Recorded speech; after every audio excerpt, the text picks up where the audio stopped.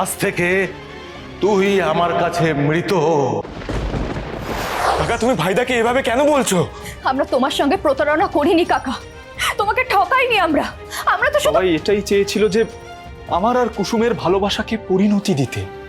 সবাই চেয়েছিল আমি আর কুসুম একসাথে যাতে ভালো থাকি। এতে অন্যায়টা কোথায় বলো কাকা? অন্যায়? অন্যায় দেখাচ্ছ, অন্যায় দেখাচ্ছ।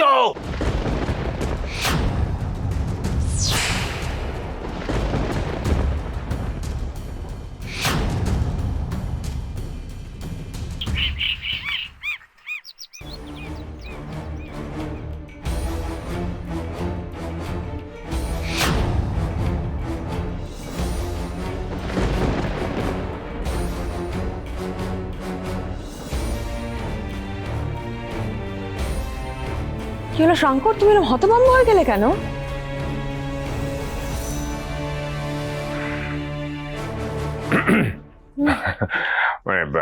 এত গভীর ভাবে কি ভাবছো?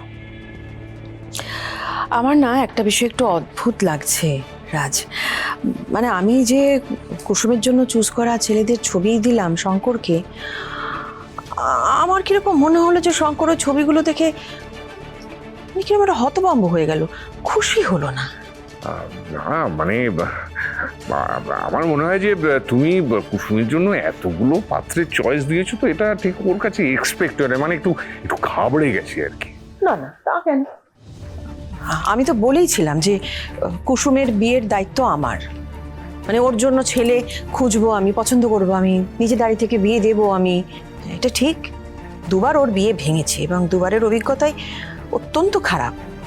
আমাদের চেনার ভুল ছিল, কিন্তু তার মানে এটা তো নয় যে এবারেও সেরকমই হবে। কেন এরকম রিয়াক্ট করলো বুঝতে পারলাম না। আচ্ছা রাজ, তোমারও কি মনে হয় যে মানে ঈশানের মতন যে আমি কুসুম আর আয়ুষ দুজনের কারোরই জীবনসঙ্গী ঠিক মতন বাঁচতে পারবো না? তোমাকে কি করে বোঝাবো ইন্দ্রাণী, আয়ুষ আর কুসুমই একে অপরের যোগ্য জীবন সঙ্গী। রাজ, না না, কেন বাঁচতে পারবে না? তোমার পছন্দের উপর আমার আমার পুরো ভরসা আছে। তাহলে কি শঙ্করের ভরসা নেই?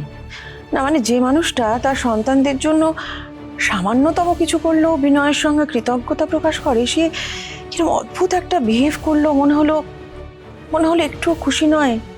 এটার কারণটা আমাকে জানতে হবে রাজ। দাঁড়াও, আমি শঙ্করের সঙ্গে কি কথা বলবো। না না, এক্ষুনি যেও না। না মানে আমি বলতে চাইছি যে ওই তুমি আসলে এতগুলো পাত্র চয়েস দিয়েছো, তো আমার মনে হয় ও বেচারা একটু পাজলড হয়ে গেছে, ওকে আর একটু সময় দাও। বেশ, তাহলে আয়ুষের বিয়েটা মিটে যাক, তারপরেই না হয় কথা বলবো। আসলে আয়ুষের সঙ্গে একদিনে এক মণ্ডপে আমি কুসুমের বিয়ে দিতে পারলে আমার ভালো লাগতো। এই যা ওরা, দাদাকে ফোন করতে হবে তো।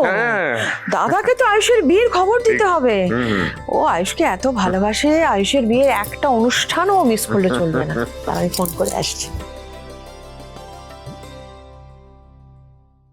ইন্দ্রাণী যখন ঠিক করে ফেলেছে, তখন আয়ুষ আর শ্রীতমার বিয়েও দিয়েই ছাড়বে। এবার যে কি করে আমি ওকে আটকাবো? বাবা, এটা তুমি কি করলে? এই কুসুম, একটা কথা বলবি না, একটা কথা বলবি না, একদম সরাসরি করবি না, তাহলে তুইও চড় খাবি। আয়ুষ বাবা, ন্যায় অন্যায় নিয়ে জ্ঞান দিচ্ছ? এতই যখন আমার মেয়েকে ভালোবাসো, এতই যখন বিয়ে করার শখ, কথা রেখে কর্তাবাকে বলো। সেই সৎ সাহস আছে তোমার? নেই তোমার সেই সৎ সাহস।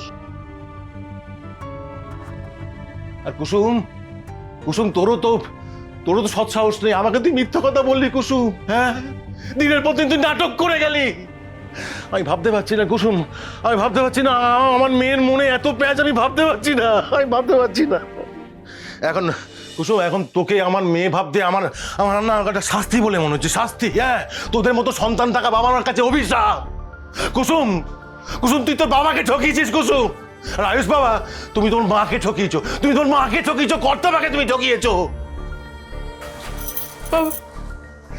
তুমি আমাকে যা শাস্তি দেবে তুমি দাও। আমি ভুল করেছি, আমি ক্ষমা চাইছি, তোমার কাছে হাত জোড় করছি, তোমার পা ধরছি।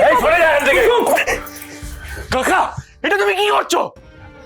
ঈশান বাবা, আমি জানি এত বড় মেয়ের গায়ে হাত তোলাটা আমার উচিত না, কিন্তু কি করবো বলো? মেয়ে যদি তার বাবার সম্মানের কথা চিন্তা না করে, তাহলে আমি বাবা হয়ে কেন ওকে নিয়ে ভাববো আমি? হ্যাঁ, কেন নিয়ে ওকে ভাববো আমি? ও এত বড় একটা ভুল করেছে, যে ভুলটা বকে বা মেরে শোধরানো যায় না, কিছুতেই শোধরানো যায় না। আমি তো সত্যিটা জানলাম, এরপর যখন কর্তামা সত্যিটা জানবে, তখন কি করে কর্তামার সামনে কি তুই দাঁড়াবি? হ্যাঁ, তুই জানিস না আয়ুষ বাবার সঙ্গে কেউ যদি তোর নামটা জুড়ে দেয়, তাহলে তাকে কর্তামা কি শাস্তি দেয়? তারপরও তোর এত বড় দুঃসাহস, কাউকে কিছু না জানিয়ে তুই আয়ুষ বাবাকে বিয়ে করলি? হ্যাঁ, কিসের লোভে কুসুম, কিসের লোভে? ওই গাঙ্গুলি বাড়িতে কাজ করতে করতে তোর মনে কি ওই প্রাসাদে থাকা লোভ জন্মেছিল? রাফ কাকা, তুমি কুসুমের সাথে এইভাবে কথা বলতে পারো না। তুমি ভুলে যেও না, কুসুম কিন্তু এই মুহূর্তে শুধুমাত্র তোমার মেয়ে নয়, ও আমার স্ত্রী। আর এই বিয়ে কুসুম লোভের বশে করেনি কাকা, ও করেছে কারণ ও আমাকে প্রাণ দিয়ে ভালোবাসে। ও বারবার আমার জীবন বাঁচিয়েছে কাকা। তোমার মনে আছে তুমি যখন কুসুমের হাতের নোয়া বাঁধানো নষ্ট করে দিয়েছিলে? তারপর আমাদের একজনের সাথে দেখা হয়েছিল, আর তিনি আমাদেরকে বলেছিলেন যদি আগামী 2 দিনের মধ্যে আমার সাথে কুসুমের বিয়ে না হয়, তাহলে আমার জীবন সংশয় আছে কাকা। সামনে অমাবস্যার পর আয়ুষের আরো বড় বিপদ হবে, তাই আয়ুষের সঙ্গে তোর আবার বিবাহ সম্পন্ন হওয়া খুব জরুরি। কাকা, আমরা প্রথমে বিশ্বাস করিনি, আমরা ভাবতেও পারিনি যে এই একটা নোয়া বাঁধানোর সঙ্গে ভাইটার জীবন মৃত্যু জড়িয়ে থাকতে পারে। তুমি হয়তো সেটা আজকে বিশ্বাস করছো না, মনে শুনলেও হয়তো সেটা বুঝবে না। আর কাকা, আমরা নিজের চোখে দেখেছি জাদুকরের নোয়া বাঁধানো ও সদবার চিহ্নই ভাইদার রক্ষা কবচ হয়ে ওকে বাঁচিয়েছে। তাই প্রোটেক্ট করার জন্য আমরা তাড়াহুড়ো করে ওদের বিয়ে দিয়েছি। আচ্ছা, আমি না হয় অশিক্ষিত ঈশান বাবা, কুসুম নয় অশিক্ষিত, তোমরা তো শিক্ষিত। তোমরা শিক্ষিত হয়ে এইসব কুসংস্কারে কি করে বিশ্বাস করো? হ্যাঁ, কি করে বিশ্বাস করো তোমরা? নাকি এটা তোমাদের কোনো অজুহাত? নিজেদের মতো করে যুক্তি সাজিয়ে তোমরা পাপ করেছো, ঘোরতর পাপ করেছো তোমরা। এই বিয়েটা পাপ নয়, আমরা সবাই এমন কোনো কাজ করিনি যাতে তোমার বা দেবীমার অসম্মান হয়। না জানিয়ে বিয়ে করাটা আমাদের অসম্মান। এই নিয়ে একটা কথা বললে কুসুমে তো জিভ টেনে ছিঁড়ে দেবো। তুমি আমাকে শাস্তি দাও, তুমি আমাকে মারো, বকো, শাসন করো, শাস্তি দাও, কারণ সেই অধিকারটা তোমার আছে। যদি তুমি চাও তাহলে তুমি বের করে দাও আমাকে এই বাড়ি থেকে, যা খুশি শাস্তি দাও, কিন্তু হাত জোর করছি তোমার কাছে, ছোট সাহেবকে আর কিছু বলো না, ওনাকে আর অপমান করো না। আর তুই আর তোর ছোট সাহেব যে অপমানটা আমাকে করলি, হ্যাঁ, তার বেলা শোন কুসুম, তোর নাম কুসুম সরকার, আমার সন্তান কুসুম সরকার। আজ থেকে তুই আমার কাছে মৃত।